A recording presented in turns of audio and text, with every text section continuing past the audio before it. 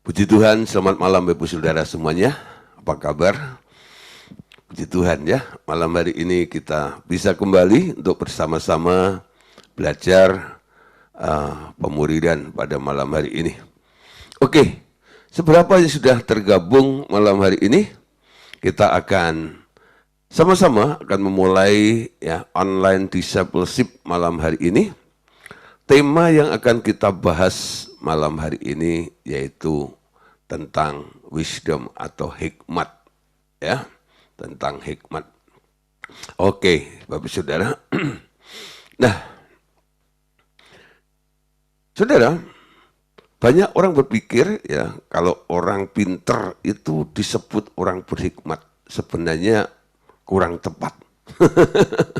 Ya, kurang tepat. Kenapa?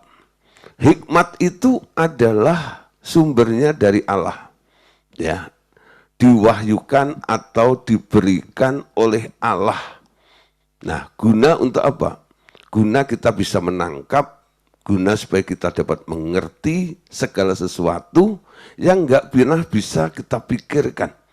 Ya, nah, tapi kalau orang berusaha dengan bereksperimen, mencari tahu ini, mencari itu, dan mencoba ini, mencoba itu, lalu mencoba untuk menganalisa sehingga membuahkan sebuah ide atau gagasan pemikiran. Nah, orang yang punya gagasan pemikiran seperti itu disebut profesor dan sebagainya, disebut orang pintar, ya. Tapi orang pintar belum tentu disebut orang berhikmat. Ya. Nah, Saudara, jadi hikmat itu asalnya bukan karena diolah oleh otak manusia. Tapi hikmat itu sumbernya asalnya dari Allah. Nah, Saudara, kenapa manusia diberi hikmat oleh Allah itu? Salah satunya, Saudara, supaya manusia itu bisa mengenal Allah. Satu kali kalau Anda membaca Alkitab, Paulus itu pernah menulis dalam kitab Efesus ya. Nah, ketika melihat pertumbuhan jemaat di Efesus itu, Paulus itu selalu berdoa untuk jemaat yang dilayaninya. Dan ini harusnya juga menjadi satu beban, satu tugas yang dilakukan juga oleh para hamba-hamba Tuhan, khususnya para gembala-gembala sidang yang menggembalakan banyak umat, ya. Nah, Paulus itu berdoa begini, ya. Setelah aku melihat kemajuan imanmu, ya, aku berdoa supaya memintakan kepada Bapa, ya, Allah Bapa Tuhannya Yesus itu, nah, supaya memberikan kepada kalian roh, hikmat dan wahyu. Roh, hikmat dan wahyu. Nah, di situ dijelaskan supaya kamu bisa mengenal Kristus dengan benar. Mengenal Allah dengan benar. Nah, jadi untuk kita bisa memahami dimensi Allah itu tidak bisa dipikirkan, ya. Nah, para teolog, orang-orang yang mencoba berpikir tentang Allah, lama-lama jadi keblinger, ya. Nah, semua itu bisa kita tangkap, kita bisa mengerti karena adanya pewahyuan. Nah, kenapa kita harus berdasar pada firman? Karena firman Allah yang kita pegang, yang kita baca menjadi dasar. Setiap orang khotbah kadang-kadang ditanya ayatnya mana, dasarnya apa. Nih ayatnya, ya, dalam kitab ini, pasal ini, ayat ini, dan sebagainya. Nah, Alkitab itu ditulis oleh para nabi yang mendapat hikmat, yang mendapat pewahyuan daripada Allah. Sehingga bisa menuliskan semuanya itu. Mereka bisa menangkap, mengerti tentang maksudnya Allah, lalu dituangkan dalam bentuk tulisan, sehingga kita bisa mengerti dari kejadian sampai kitab Wahyu. Ya, nah, ini ditulis oleh orang-orang yang mendapatkan pewahyuan, sehingga dia punya hikmatnya.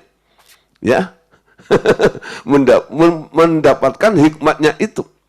Nah, Paulus sendiri ketika ketemu dengan banyak orang, ya, salah satunya adalah para raja-raja, gubernur dan sebagainya, Paulus katakan, yang saya sampaikan ini bukan hikmat manusia, tapi hikmat yang dari atas, hikmatnya Allah.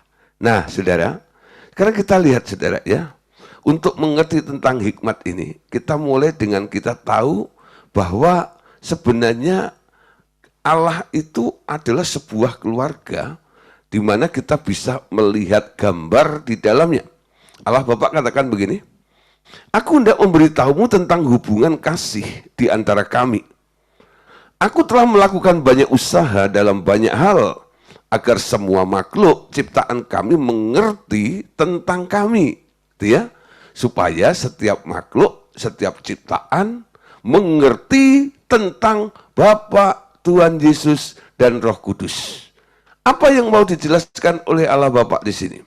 Allah Bapa katakan, kami seperti seorang seniman besar yang menggambarkan keadaan kekeluargaan kami dengan membuat begitu banyak gambar kami di alam materi. Nah, saudara, kita mengerti satu prinsip bahwa alam roh itu lebih real daripada alam materi. Semua yang Anda jumpai, yang Anda pegang, yang Anda bisa rasakan, ya, Anda bisa nikmati dan Anda bisa lihat semua yang ada di alam materi ini, tak lain semuanya itu adalah hanya gambar dan bayangan dari apa yang ada di surga atau di alam roh. Termasuk, saudara, namanya keluarga yang ada di muka bumi ini. Alkitab mengatakan ketika seseorang menikah, engkau sedang menggambarkan hubungan Kristus dengan jemaatnya. Jadi pernikahan itu adalah sebuah gambar. Ketika seseorang menikah, mereka membangun sebuah keluarga. Keluarga yang dibangun atas izin Allah, diberkati oleh Allah itu, sebenarnya Allah juga mau menunjukkan atau memberitahu kepada semua makhluk, semua ciptaan, bahwa di alam roh ada keluarga. Namanya keluarganya Allah. Ya. Nah, di sana ada Allah Bapa, ada Tuhan Yesus, dan ada Roh Kudus. Nah, mereka adalah keluarga yang kita kenal sebagai keluarga Elohim. Allah Bapa adalah Eloah, Yesusnya adalah Yehova atau Yahweh. Nah, Roh Kudus adalah Ruach HaKodesh. Nah, semuanya punya peran masing-masing, tapi memiliki kesatuan yang luar biasa. Mereka sepakat sehati untuk satu tujuan yang tidak pernah tergoyahkan atau terpisahkan. Nah, di sini, saudara, Bapak katakan lagi, ada perbedaan yang besar tentunya. Ya, namun begitu banyak persamaan yang engkau dapat temukan di dunia untuk dapat mengerti keberadaan kami di alam roh.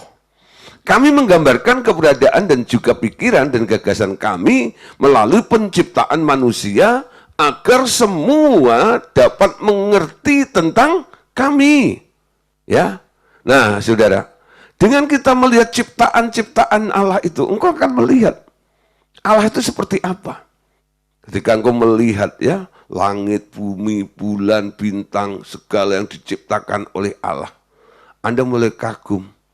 Ku kagumi ciptaanmu Tuhan. Lalu kita bisa berpikir, kita bisa mengerti, yang menciptakan ini pasti bukan orang biasa.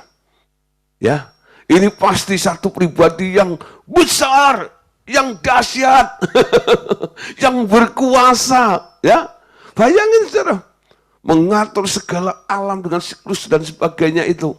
Ya, siapa yang bisa lakukan itu? Nah, dengan kita melihat keajaiban-keajaiban yang telah diciptakan oleh Allah, kita boleh mengenal kan? Allah yang hebat, Allah yang dahsyat, Allah yang luar biasa. Coba saudara, kalau Anda tanya kepada beberapa orang, kenapa engkau bilang bahwa Allah itu dahsyat? Alasannya pasti ada. Alasannya apa? Apa yang dia rasakan, apa yang dia lihat, apa yang mereka alami di alam materi ini. Gitu? Nah, ini semua karena Tuhan. Karena tangan Tuhan yang mengerjakannya. Tuhan yang mana? Ini loh, Tuhan yang hebat.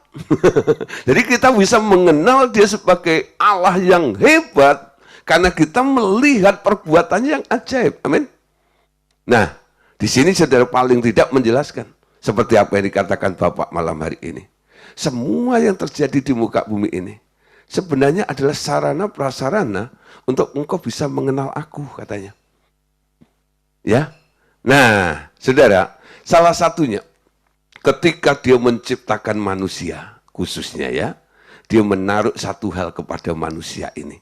Nah, dikatakan begini, aku menaruh hikmat dan tujuan pada tiap ciptaanku. Tentu saja, itu semua dikerjakan oleh anakku, tetapi adalah gagasanku untuk membuat setiap ciptaan dengan hikmatnya.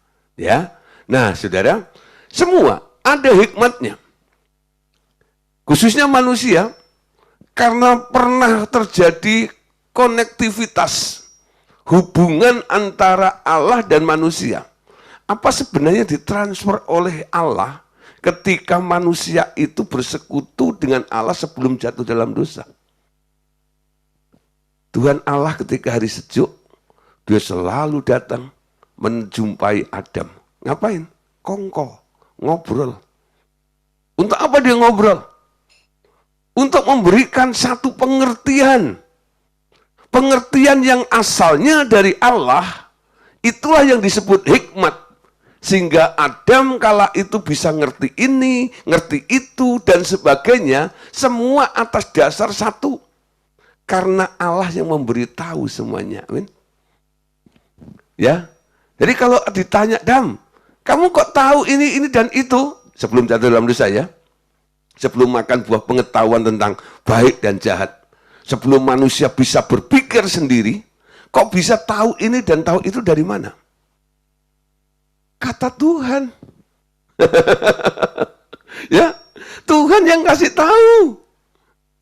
Dia kasih tahu, dia ajarin aku. Sehingga Adam pada waktu itu nggak bisa dibilang sebagai orang pinter. Dibilang sebagai orang yang berhikmat, walaupun hikmatnya baru berapa persen loading, ya. Belum full. Kenapa? Ya waktunya. Allah nggak bisa menginstal full langsung seperti itu otomatis dengan manusia, enggak. Ya, hikmat itu terjadi karena adanya hubungan, relationship antara yang punya hikmat dan yang diberi hikmat itu. Orang yang nggak pernah bergaul dengan Allah, nggak ada hubungan dengan Allah sedikit pun, nggak terkonek dengan Allah, mereka nggak akan punya hikmat. Karena hikmat itu asalnya dari Allah. Nah, saudara, ada orang yang mencoba menjadi orang berhikmat, tapi Alkitab bilang mereka orang ini adalah orang yang paling berhikmat, tapi di bawah kolong langit. Hikmatnya bukan dari atas. Hikmatnya adalah hasil daripada eksperimen. Namanya siapa? Kita tahu ya. Allah Bapak kasih tahu namanya. Salomo, saudara. Salomo menyelidiki dan mengumpulkan hampir semua hikmat itu di seluruh alam ini.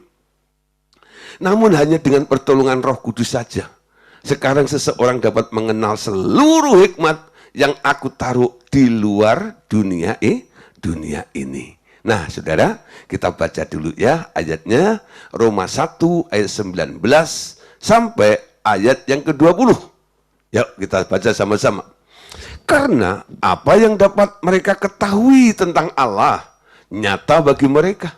Sebab Allah telah menyatakannya kepada mereka. Sebab sifat-sifatnya tidak tampak, yaitu kekuatannya yang kekal dan keilahiannya dapat tampak dan dipahami dari karyanya sejak dunia diciptakan, sehingga mereka tidak dapat berdalih. Perhatikan ayat ini, saudara ya. Apa yang saya paparkan di depan tadi itu, kalau Anda hubungkan dengan ayat ini, Anda mengerti, bukan? Nah, dikatakan karena apa yang dapat mereka ketahui tentang Allah nyata bagi mereka. Nyata kenapa? Kenapa bisa? Sebab Allah telah menyatakannya kepada mereka. Jadi ayat 19 ini, mereka bisa tahu karena ada yang menyatakannya kepada mereka. Amin. Ayat 20, sebab sifatnya itu tidak tampak. Kekuatannya, keilahiannya, ya. Nah, itu nggak nampak ya, tapi dapat atau tampak dan dipahami dari semua karyanya. Sejak dunia diciptakan, sehingga mereka tidak dapat berdalih. Nah, saudara, jadi kalau Anda punya hubungan dengan Allah, Anda mulai mengenal tentang Allah. Bagaimana cara Anda bisa mengenal tentang Dia? Ketika Anda melihat, mengakui bahwa semua hal yang ada di sekitar Anda, termasuk diri Anda sendiri, adalah ciptaan Dia. Dia yang mengerjakannya, Dia yang melakukannya, sehingga kita bisa mengenal sifat-sifatnya, hakikatnya tentang Allah itu melalui segala yang telah diciptakannya, yang bisa Anda rasakan dan bisa Anda lihat saat ini. Amin. Nah, saudara, tadi sudah saya katakan bahwa hikmat itu beda dengan kepintaran. Kepintaran itu hasil daripada eksperimen. Seperti Salomo. Ya, walaupun Alkitab memakai istilah kata Salomo itu orang paling berhikmat di bawah kolong langit. Ya. Tapi sebenarnya lebih tepatnya tidak. Bukan orang berhikmat, orang pintar. Ya. Karena apa? Dia dapatkan pengetahuan semuanya itu, ngerti itu dan ini semuanya karena apa? Karena dia menyelidiki semuanya. Setelah dia selidiki, semuanya dia jadi tahu. Ya. Nah, sepanjang hidupnya dipakai untuk bereksperimen seperti itu. Gak heran, akhirnya Salomo menjadi orang yang pintar sekali. Kalau dibilang hikmat, hikmatnya di bawah kolong langit. Nah, saudara, hikmat itu datang dari atas. Amin. Disebut hikmat yang di atas. Nah, di sana saudara, kalau kita bicara tentang yang di atas atau di alam roh, di sana ya, nah, adalah hikmat ya, yang akan memenuhi surga dengan kemuliaan. Benar sekali anakku, manusia memikirkan tentang berkat, kekuatan, dan kuasa. Namun di atas segalanya itu adalah hikmat. Hikmat itu di atas segala-galanya. Sementara manusia fokusnya di mana? Tentang berkat, tentang kekuatan, tentang power, kuasa, dan segala-galanya itu. Tapi saudara, manusia nggak pernah menjamah tentang hikmat itu. Kepedulian tentang kebutuhan, tentang Allah itu mulai terabaikan karena adanya satu konsep yang sudah dibikin pola dalam hidupnya, bahwa kebutuhan itu nomor satu. Nah, nanti sisanya baru cari Tuhan gitu ya. Nah, saudara, Anda harus balik. Tuhan itu kebutuhan Anda. Yang lainnya itu hanya tambahan. Betul? Harusnya seperti itu sih. Sehingga ketika engkau memposisikan Tuhan sebagai sumber atau kebutuhan utama Anda, Dia akan menjadi prioritas. Urutan yang paling atas. Ketika engkau menjadikan Tuhan number one, nomor satu sebagai kebutuhan dalam hidup Anda, apa yang Anda terima? Pertama adalah hikmat. Ya, Anda akan mendapatkan hikmatnya. Nah, sebenarnya dengan Anda punya hikmat yang diberikan oleh Allah, Anda akan dengan mudah akan menemukan atau mendapatkan berkat. Dengan Anda mendapatkan hikmat yang daripada Allah, dengan mudah dan dengan gampang engkau akan mendapatkan kekuatan, power and authority, ya know? Kekuatan dan kuasa, ya.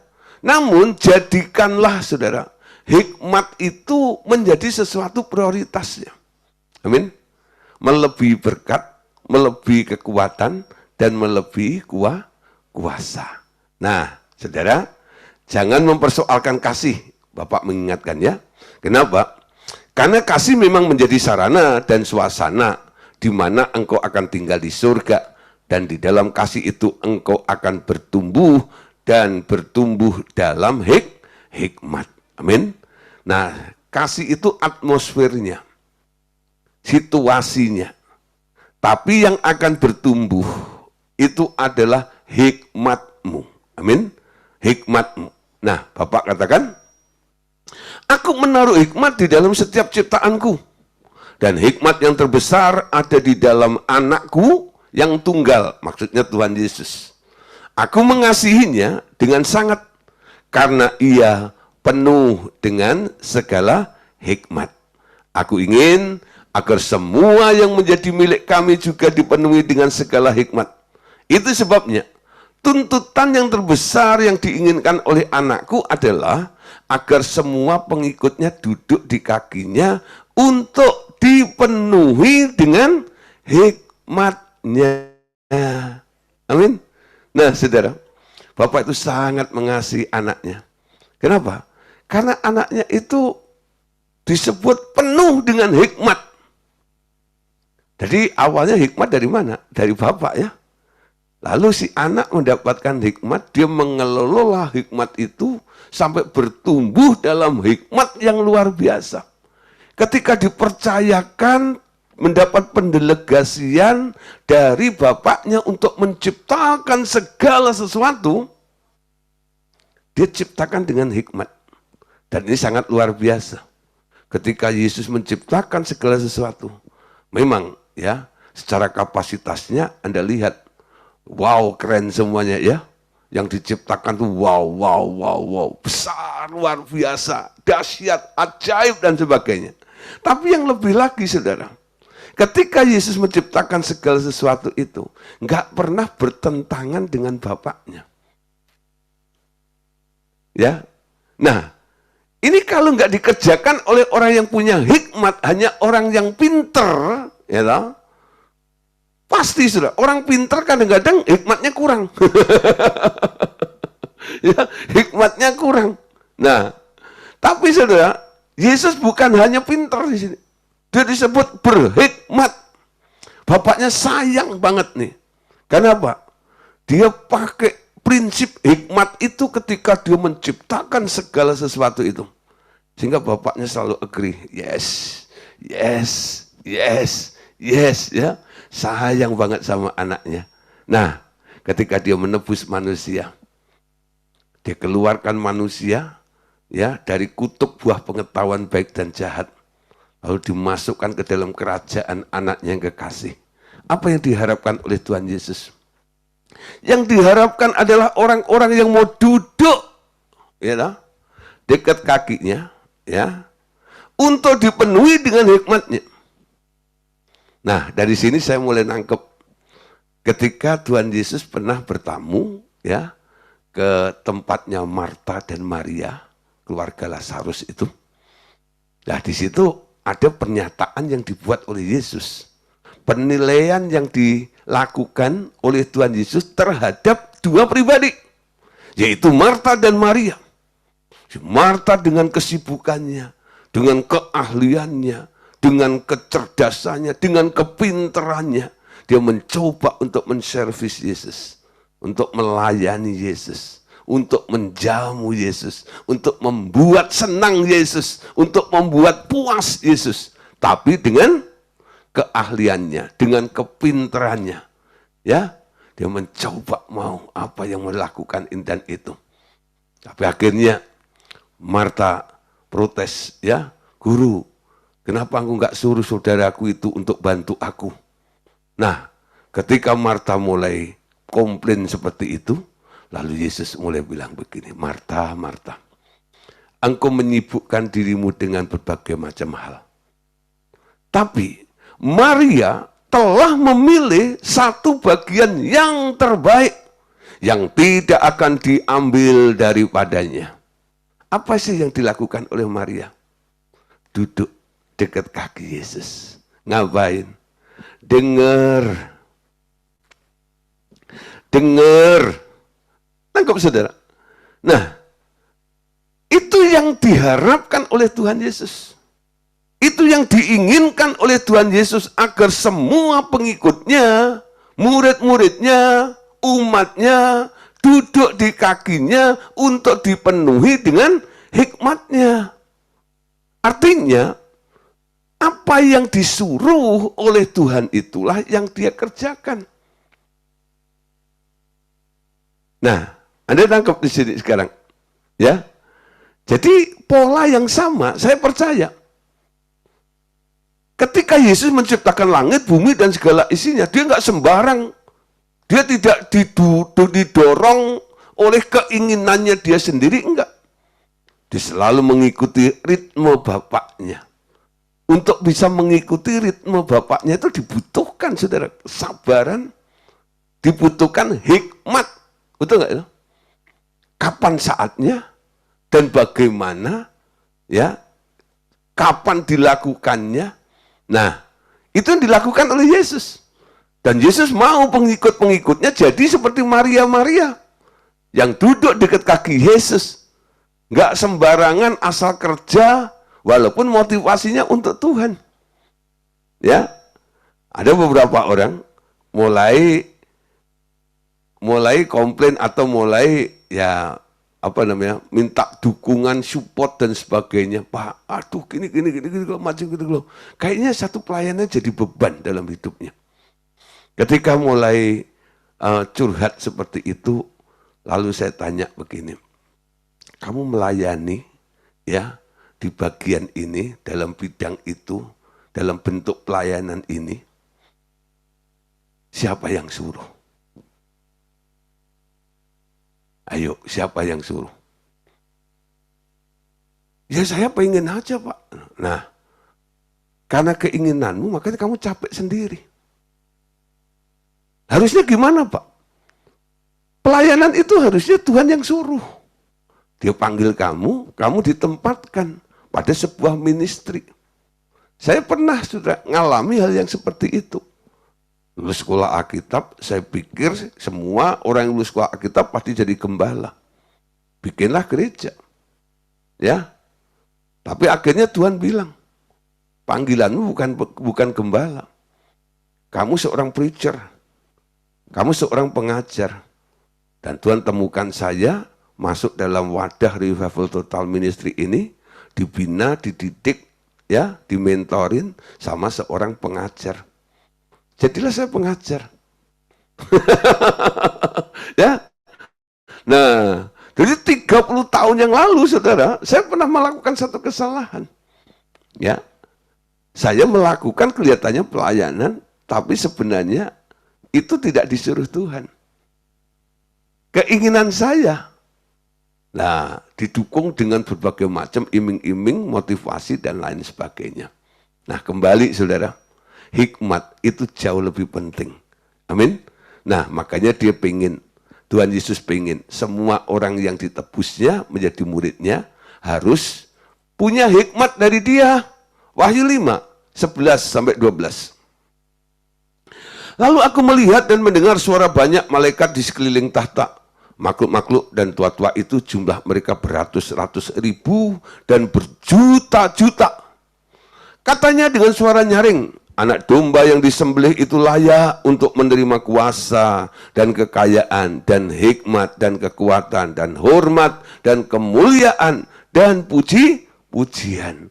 Nah, ini bicara tentang Tuhan Yesus ya.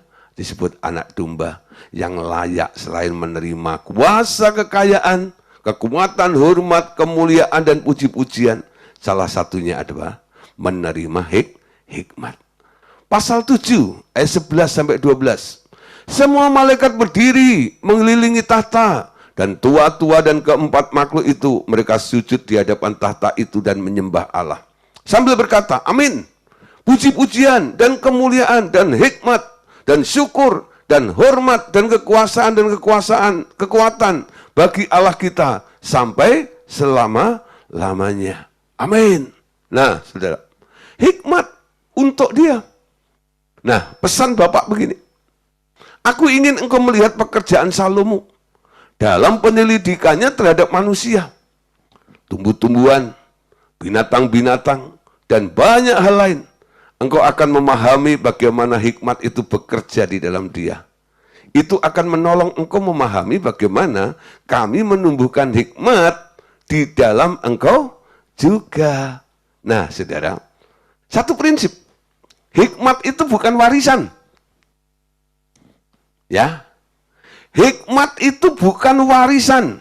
Gak semua orang Kristen akan punya hikmat. Walaupun engkau penuh Roh Kudus, ya, walaupun Roh Kudus dijadikan meterai untuk Anda menerima janji Allah sepenuhnya atas hidup Anda, tapi untuk satu ini, yang namanya hikmat, itu bukan termasuk inheritance atau warisan, bukan. Ya, Bapak katakan, coba lihat Salomo. Kalau Salomo itu berpangku tangan, duduk terus di tahta, dia nggak akan punya hikmat di bawah kolong langit itu. Kenapa dia bisa mendapatkan, memiliki hikmat seperti itu? Karena Salomo rajin mencari hikmat itu. Dia cari. Hikmat itu perlu dikejar. Hikmat itu perlu dicari. Nah, kalau Salomo mencarinya di bawah kolong langit dengan cara dia menyelidiki banyak hal. Kita sebagai anak-anak Allah, sebagai orang-orang percaya, sebagai orang-orang Kristen, sekarang lain caranya. Hasil persekutuan pribadimu dengan Tuhan akan menghasilkan hikmat yang luar biasa. Anda cari, betul ya? Ku cari wajahmu, temukan kasihmu, betul ya? Temukan hikmatmu, cari dia. Nanti kalau udah ketemu dengan dia, nah, supaya Anda dipenuhi dengan banyak hikmat, jangan banyak komplain, jangan banyak permintaan, ya toh, tentang ini dan itu. Kosongkan dirimu, lalu Anda katakan, penuhi sekarang Tuhan, penuhilah hidupku, hatiku bagai tanah gersang. Tuhan, ajar aku. Tuhan, penuhi aku. Tuhan, hikmat-Mu silahkan menguasai aku. Ya. Nah, tangkap, dengerin apa yang dikatakan oleh Allah, apa yang disampaikan oleh Allah, itu menjadi dasar Anda berpikir, menjadi alasan untuk Anda bertindak melakukan sesuatu. Itu yang disebut hikmat, betul? Nah, hikmatnya diberikan kepada Anda untuk mengelola ini, untuk melakukan itu, dan lain sebagainya. Ya, nah, saudara, di sini Roh Kudus diberikan untuk menolong kita. Amin. Carilah hikmat yang di atas. Dengan pertolongan Roh Kudusku, itu sebabnya engkau pun perlu mendengarkan anakku dan juga Roh Kudus, ya. Jadi dalam perjumpaan ketika Anda bersekutu dengan Allah, kadang-kadang tiga pribadi itu bergantian bicara dengan Anda. Kadang-kadang Allah Bapa, kadang-kadang Tuhan Yesus, kadang-kadang Roh Kudus. Karena mereka punya bagian masing-masing. Ya.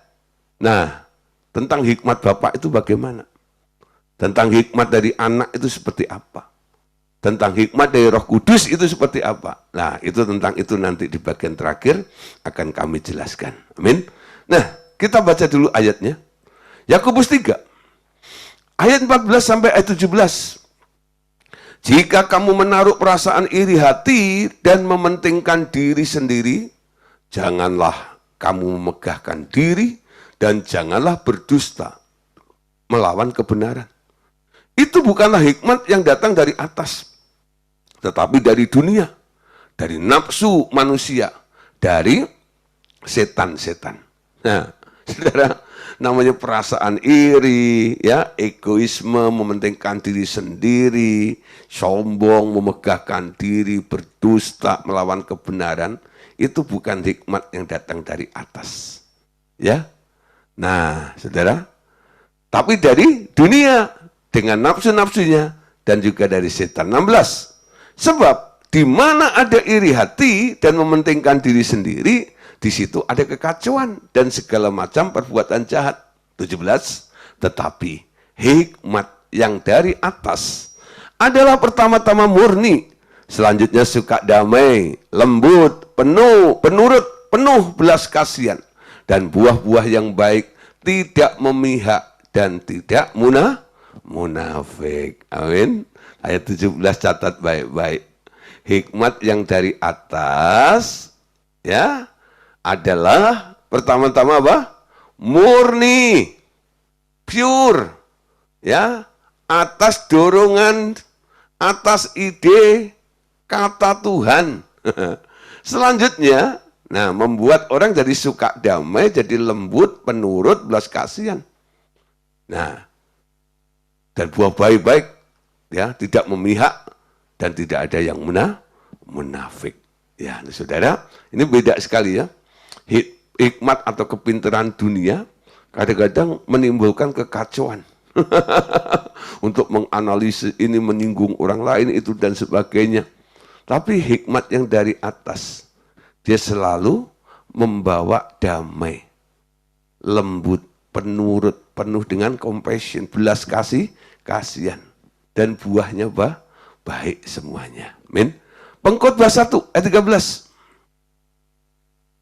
Ini yang dikatakan oleh Salomo, saudara. Ya, aku membulatkan hatiku untuk memeriksa dan menyelidiki dengan hikmat segala yang terjadi di bawah langit. Itu pekerjaan yang menyusahkan yang diberikan Allah kepada anak-anak manusia untuk melelahkan diri. Ya, nah ini Salomo, saudara, ya, dia susah, dalam menyelidiki banyak hal yang ada di bawah kolong langit. Tapi akhirnya dia banyak ngerti juga sih. Nah, Anda harusnya jangan kalah. Kalau Salomo aja bisa, sekarang Anda harus bisa juga. Bedanya apa? Anda nggak usah memeras pikiran tenaga seperti itu. Anda cukup diam, duduk, mau nurut sama Tuhan. Hikmatmu akan bertumbuh secara luar biasa. Ya, nah, Pengkhotbah 7:25, aku tujukan perhatianku untuk memahami, menyelidiki, dan mencari hikmat dan kesimpulan, serta untuk mengetahui bahwa kefasikan itu kebodohan dan kebebalan itu kegilaan. Jadi hanya untuk pengen tahu tentang fasik itu bodoh, bebal itu kegilaan aja, dia menyelidiki, saudara. Nah, kita pun harusnya lebih daripada itu, supaya kita menemukan hikmat dan kita bisa mengambil kesimpulannya seperti apa. Caranya begini, saudara. Yakobus 1 ayat 5. Tetapi apabila di antara kamu ada yang kekurangan hikmat, hendaklah ia memintanya kepada Allah, yang memberikan kepada semua orang dengan murah hati dan tidak membangkit-bangkit, maka hal itu akan diberikan kepadanya. Kalau kurang hikmat Anda, minta kepada Allah. Amin. Minta kepada Allah. Jadi jangan ikutin anjurannya Cak Lontong. Apa-apa, mikir. Ya, nah, sebagai orang rohani, polanya berubah. Amin. Kekuatan Anda ketika Anda ya punya waktu banyak, duduk dekat kaki Tuhan, banyak chatting, banyak mendengar suara Tuhan. Itu kekuatan orang percaya. Bukan karena analisa, bukan karena eksperimen Anda. Tapi apa yang Tuhan nyatakan, apa yang Tuhan sampaikan, apa yang Tuhan katakan, apa yang Tuhan percayakan kepada Anda. Nah, semua itu dasarnya cuma satu. Karena Tuhan. Amin. Karena Tuhan. Jadi hikmat itu munculnya cuma satu. Ketika engkau minta kepada Allah, Dia dengan murah hati, tidak membangkit-bangkit, akan memberikannya kepada Anda. Nah, saudara, ketika Anda nggak berdaya biasanya ya, Lalu Anda sudah nggak bisa mikir, nggak ngerti harus berbuat apa. Nah kadang-kadang disitulah. Kadang-kadang butuh Tuhan, lalu Anda mendapatkan arahan daripada Tuhan. Tahu-tahu Anda ngerti aja seperti itu. Itu yang sering saya alami, saudara. Ya, baik dalam menghadapi kondisi kehidupan maupun dalam pelayanan atau kalau saya lagi mempersiapkan materi khotbah dan sebagainya. Saya bilang, Tuhan, aku butuh hikmat-Mu. Saya nggak lagi dengan cara pola semua tuh tak pikirin gitu, enggak lagi. Ini gimana ya? Mau diapain ya? Kekuatan saya cuma satu. Hanya ku bisa lari kepada Yesus. Hanya ku bisa lari kepadanya. Hanya itu tok. Ketika nggak berdaya, ketika nggak mampu, datang pada Tuhan. Tanya Tuhan. Tuhan akan ngomong. Nah, banyak dalihnya. Orang sering kalau dinasihati seperti ini bilang, Pak, saya nggak bisa dengar suara Tuhan. Coba dulu. Ya, coba dulu. Saya bukan spesialis. Saya bukan orang yang dengar secara audible Tuhan ngomong seperti itu, enggak. Tuhan selalu berikan pengertian. Itu pun suara Tuhan. Yang bisa kita sebut sebagai hikmat yang menuntun dalam kehidupan kita. Amin. Nah, coba. Jangan Anda pakai alasan lebih dulu. Saya nggak bisa dengar suara Tuhan. Skip itu. Jangan ngomong begitu lagi. Ya. Tuhan Yesus itu yakin Anda bisa dengar. Dia bilang, domba-dombaku mendengar suaraku. Aku mengenal dia, dia mengenal aku. Anda bisa dengar. Amin. Jadi kalau ada yang masih bilang, ngeyel bilang nggak bisa dengar, tak baptis ulang. Di sungai Yordan dicelup 7 kali kayak Naaman. Sekali celup 5 menit. Wah, itu nyiksa, Pak. Lah habis, itu bandelnya luar biasa. Tetap ngeyel, tetap kekeh, ngotot. Nggak bisa dengar suara Tuhan. Mulai dengan iman bilang, aku bukan domba yang tuli. Kalau Anda belum dengar-dengar dan sebagainya, doa seperti Yesaya bilang, pertajam pendengaranku, beri aku lidah dan telinga seorang murid. Betul? Pertajam pendengaranku. Tuhan ngomong dong. Lalu Anda diam, tangkap apa? Dia berbicara dengan caranya sendiri, jangan Anda konsep, oh kalau Tuhan bicara itu nanti pintu pasti terbuka, atau gini dan sebagainya. Nggak usah. Ikutin aja alurnya. Nah, mungkin Anda nggak ngerti, sebenarnya Anda sudah ngalami. Anda cerita pengalamanmu ketika berjumpa dengan Tuhan, dengan mentormu, dengan gembalamu, nanti Anda akan dibimbing. Seperti, siapa namanya? Samuel, amin. Samuel itu awalnya nggak ngerti bahwa Samuel telah mendengar suara Tuhan. Tapi akhirnya dibimbing sama seniornya, mentornya, namanya Imam Eli. Kamu itu dengar suara Tuhan. Itu Tuhan. Nanti kalau kamu dengar, ngalami situasi seperti itu, ngomong aja, Tuhan, ini hambamu, silahkan bicara, hambamu mau dengar. Ya, nah, saya sangat senang kalau ada beberapa orang yang memang sudah mencari Tuhan, punya pengalaman, ketemu dengan Tuhan, tapi masih bingung. Nah, apa yang saya pernah alami, saya bisa sharekan kepada Bapak Saudara sebagai apa? Sebagai arahan. Dan supaya Anda juga berani bertindak dengan iman. Didukung, yuk kita uji yuk. Ya, kalau engkau ngalami seperti itu, Terima aja dulu dengan iman. Nah, buktikan bahwa Anda bisa dengar suara Tuhan. Amin. Untuk mendapatkan hikmat dari Tuhan, modalnya dulu datang pada Tuhan. Dengar instruksinya. Amin. Dengar arahannya. Nah, itu upaya Anda. Sebenarnya upaya Anda lebih ringan daripada apa yang dilakukan Salomo, bukan? Hanya buka telinga, ngikutin instruksinya Tuhan. Nah, Bapak katakan lagi, ada sesuatu yang lain hendak kukatakan kepadamu, yakni bahwa ketaatan adalah kunci untuk memasuki hikmat Allah. Ada banyak hal yang tak dapat diuraikan dengan kata-kata saja, tetapi harus dengan pengalaman.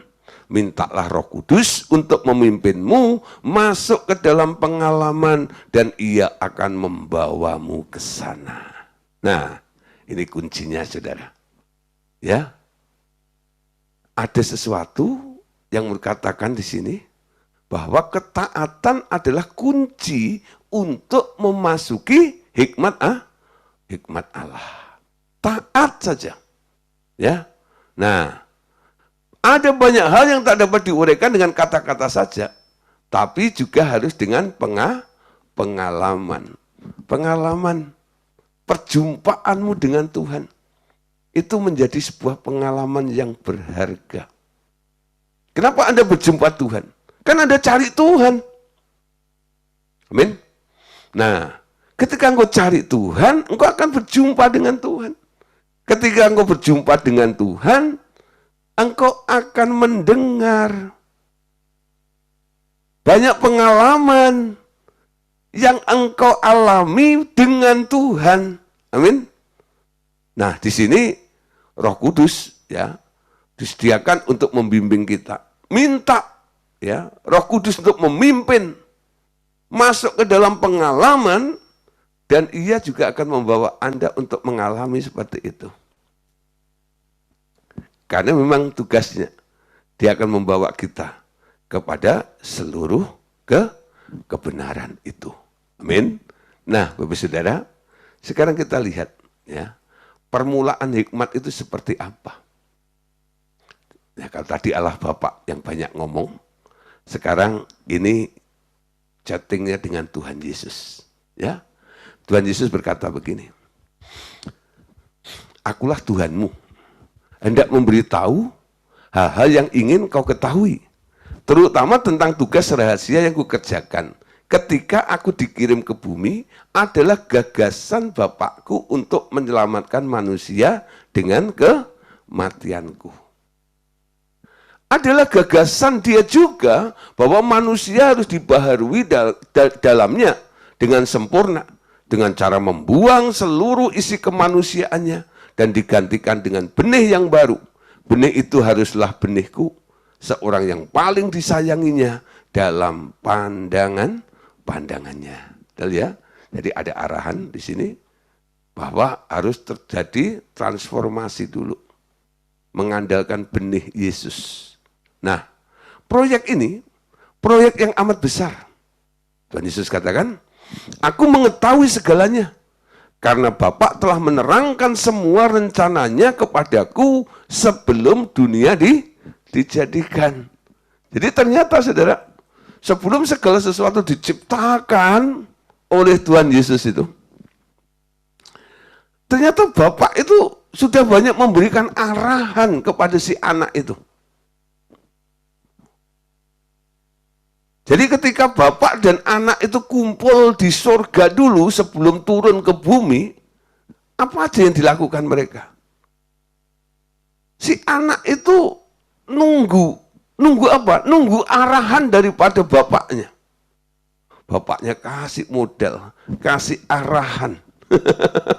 Ya, dengan banyaknya arahan yang dikasih oleh bapaknya kepada si anaknya ini, membuat Yesus jadi penuh dengan hikmat. Dan Dia banyak melakukan perkara-perkara yang ajaib dan luar biasa. Karena apa? Karena bapaknya itu. Itu yang dikatakan tadi. Ya, proyek ini amat besar. Dan Yesus tahu segalanya karena Ia telah menerangkan, telah dijelaskan oleh Bapa. Bahwa nantinya apa yang kau ciptakan ini, dan itu semua sudah digambarkannya. Tapi sekarang saudara, tentang rencana Bapa yang dikerjakan oleh Yesus itu. Kadang-kadang ada hambatannya, ada yang gagal. Bukan berarti Bapaknya gagal, Yesusnya gagal. Tapi pelaksananya, seperti Lucifer, gagal, betul ya? Dibuang. Manusia pernah gagal, ditebus kembali. Ada yang fail, betul ya? Tapi keinginan Bapak itu tetap dikejar terus. Ya, terus. Makanya Yesus taruh di bumi, dimasukkan ke dalam hati setiap orang yang percaya, supaya setiap orang Kristen, orang-orang yang percaya ini sekarang punya modal yang sama, yaitu benih Yesus yang ada di dalam hatinya itu.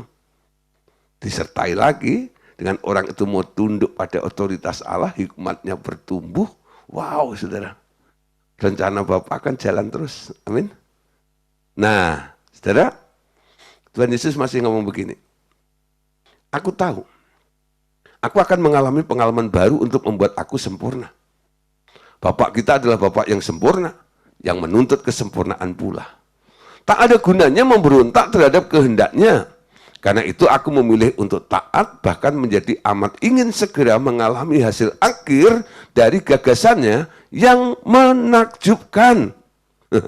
Ya, jadi Yesus sendiri pengen lihat apa yang dirancang oleh Bapa itu kayak apa sih nanti.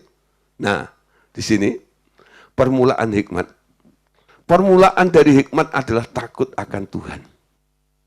Bapakku adalah Tuhanku, kata Yesus ya. Jadi aku harus selalu mentaati Dia di dalam segala hal. Aku sangat mentaatinya sehingga Ia sangat puas denganku dan mengaruniakan jabatan sebagai Tuhan atas seluruh rumah tangganya. Jadi permulaan hikmat apa? Takut akan Tuhan. Nah, Tuhannya Yesus siapa? Bapaknya. Yesus itu pelaksana tugas dari Bapaknya. Yesus takut, bukan ketakutan, ya, tapi respect di sini ini. Menghormati, taat, tunduk pada otoritas Bapaknya. Ya. Permulaan hikmat ialah takut akan Tuhan. Bukan ketakutan dengan Tuhan. Amin. Darah Tuhan Yesus membuat Anda sekarang berani menghampiri Allah. Amin. Karena engkau telah disucikan, engkau telah ditahirkan, engkau punya keberanian untuk menghampiri Allah yang Maha Kudus itu. Ya. Nah, takut di sini bukan ketakutan. Seperti Adam ketika jatuh dalam dosa, mendengar bunyi langkah Tuhan, dia bersembunyi. Dicari. Adam, di manakah engkau? Dia jawab, aku sembunyi. Kenapa engkau sembunyi? Aku takut. Nah, takut sama Tuhan. Karena dia merasa salah. Tapi yang dimaksud di sini, permulaan hikmat takut akan Tuhan bukan ketakutan dengan Tuhan. Menghormati Tuhan, betul? Respect dengan Tuhan. Mau taat, mau tunduk sama Tuhan. Jadi Anda ada di dalam otoritas Tuhan. Ketika hidupmu ada di dalam takut akan Tuhan, itu awal daripada hikmat mulai muncul dan mengalir atas hidup Anda. Ya? Nah, Amsal 4 ayat yang ke-7. Amsal 4 ayat 7. Permulaan hikmat ialah memperoleh hikmat. Dengan segala yang kau peroleh, perolehlah pengertian. Mazmur 111 ayat 10. Permulaan hikmat adalah takut akan Tuhan. Semua orang yang melakukannya berakal budi yang baik. Puji-pujian kepadanya tetap untuk selamanya. Amin. Permulaan hikmat adalah takut akan Tuhan. Nah, Amsal 9:10. Permulaan hikmat adalah takut akan Tuhan dan mengenal yang Maha Kudus adalah pengertian, ya. Permulaan hikmat adalah takut akan Tuhan dan mengenal yang Maha Kudus adalah pengertian. Sekarang Anda sudah, dengan Anda takut akan Tuhan, respect dengan Dia, ada di dalam otoritas Dia, otomatis Anda bisa mengenal. Ketika Anda mengenal, ya, Anda akan mengerti tentang Allah yang kudus, tentang Allah yang bijaksana, betul ya? Itu yang ada di dalam diri Anda, yang menyertai Anda. Dengan beralasan, ya, dengan dasar semuanya itu, mentalmu akan berubah. Anda bukan orang biasa, betul? Anda bukan orang biasa, Anda orang yang luar biasa, karena Yesusnya, benih Yesus ada di dalam diri kita. Nah, saudara, kita tutup dengan satu kisah, ya, di dalam Alkitab, ya. Ini yang Yesus katakan juga kepada kita. Benar. Seperti Yusuf di rumah Potifar. Ia diberi kepercayaan penuh terhadap seluruh rumahnya. Tetapi istri Potifar mencelakakannya dan membuat Yusuf dipenjarakan. Itu yang terjadi dengan aku juga. Manusia diumpamakan dengan istri Potifar yang membuat aku terkena banyak kesusahan. Namun hikmatnya telah mengubah segala sesuatu menjadi kemuliaanku juga. Setelah aku menderita seketika lamanya, aku diangkat menjadi Tuhan atas seluruh ciptaan. Setelah apa yang terjadi dengan Yusuf, itu mirip dengan apa yang terjadi dengan pada Tuhan Yesus, ya, ketika ada di muka bumi ini. Nah, Yesus sendiri mengatakan bahwa dia menggambarkan, membayangkan, ya, apa yang sedang dialami, yang sedang terjadi, itu ibaratnya seperti apa yang pernah terjadi pada satu tokoh Alkitab di Perjanjian Lama, namanya Yusuf. Ya, di mana saudara, ketika dia sudah jadi budak di sana, nah diganggu nih sama Potifar, istri Potifar.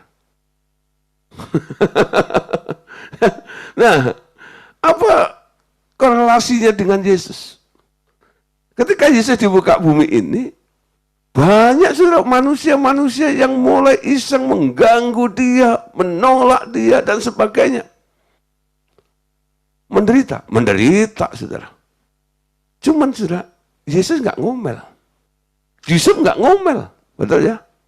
Dia terima, dia jalani semuanya itu. Dan akhirnya Yusuf diangkat menjadi Perdana Menteri. Diberi kuasa, menjadi penguasa, tuan di negeri Mesir. Itu juga nasib yang dialami oleh Yesus. Ketika dia sudah lolos semuanya itu. Bapaknya angkat dia. Karena kamu taat, nak. Kamu nggak protes. Kamu nggak ngedumel. Kamu respect dengan aku. Kamu nurut sama aku. Kamu jadi berhikmat. Makanya sekarang aku angkat engkau. Gitu. Aku beri engkau nama di atas segala nama. Setiap lutut boleh bertelut dan setiap lidah mengaku Yesus adalah Tuhan. Amin. Mau dipromosikan Tuhan? Jadi kayak Yusuf. Jadi kayak Yesus. Amin. Nah, bertumbuh. Hikmat itu muncul bertumbuh di tengah aniaya. Di tengah kesulitan. Ya, di tengah kesukaran. Jangan alergi dengan yang namanya kesulitan. Amin. Nah, saudara, sekarang lihat. Kejadian 39. Ayat yang kelima. Sejak ia memberikan kuasa dalam rumahnya dan atas segala miliknya kepada Yusuf, Tuhan memberkati rumah orang Mesir itu. Karena Yusuf sehingga berkat Tuhan ada di atas segalanya miliknya. Baik yang di rumah maupun yang di ladang. Ya, tapi akhirnya ya itu tadi, si tante girang itu. Dia harus masuk penjara. Kejadian 45:9. Segeralah kamu kembali kepada bapak dan katakanlah kepadanya, beginilah kata Yusuf anakmu, Allah telah menempatkan aku sebagai Tuhan atas seluruh Mesir. Datanglah mendapatkan aku. Janganlah tunggu. Nah, saudara, dapat promosi besar. Kenapa? Yusuf punya hikmat yang bertumbuh di sini ini. Ya. Nah, Yesus katakan, Bapakku adalah penulis dari semua cerita bagi semua ciptaan ini. Ya, sang sutradara. Ia adalah pengarang cerita yang selalu mengakhiri cerita-ceritanya dengan akhiran yang bahagia. Ya, tentu saja hal ini berlaku bagi mereka yang mau mempercayai dia dan mengikuti seluruh jalan cerita yang dikarangnya sampai akhir. Ya. Nah, saudara, kita harus berpatokan seperti ini. Segala apa yang terjadi dalam kehidupan kita, semua telah diskenariokan. Ya, diatur. Dia yang merancang. Saya percaya, akhir daripada cerita ini pasti happy ending. Amin. Pasti bahagia. Amin. Nah, hikmat yang bertumbuh di dalam diriku, kata Tuhan Yesus, dimulai dengan ketaatan yang sempurna kepadanya. Namun dalam cara seperti itu, aku diberi kemerdekaan untuk melakukan gagasan-gagasanku. Ya. Dan kutaruh di dalam setiap ciptaan yang kubuat hikmat dalam ukuran tertentu. Dan aku mempelajarinya, apa yang akan terjadi dengan mereka, dengan hikmat itu. Ya. Nah, jadi Tuhan juga mengaruniakan hikmat kepada beberapa orang yang pernah diciptakannya. Dia katakan gini, akulah yang memberi Salomo hikmat untuk mempelajari mereka. Dan itu telah menjadikannya sedemikian bijaksana, sehingga ia menarik banyak raja-raja dan ratu-ratu di seluruh dunia. Nah, walaupun Salomo memang ada katanya, dia mendapatkan hikmat dari Tuhan. Ya cuman tadi caranya aja beda. Ya, dia bukan mencari Tuhan, tapi dia cari dengan eksperimen. Ya, dengan mencoba, dengan menggali, dengan melakukan penelitian dan sebagainya. Tapi hikmat yang dari atas dihasilkan karena persekutuan kita dengan Tuhan. Oke, Bapak Saudara, malam hari ini sampai di sini dulu ya. Nanti besok kita akan lanjutkan bagian yang kedua tentang hikmat ini. Oke, God bless you. Tuhan Yesus memberkati kita semua. Amin.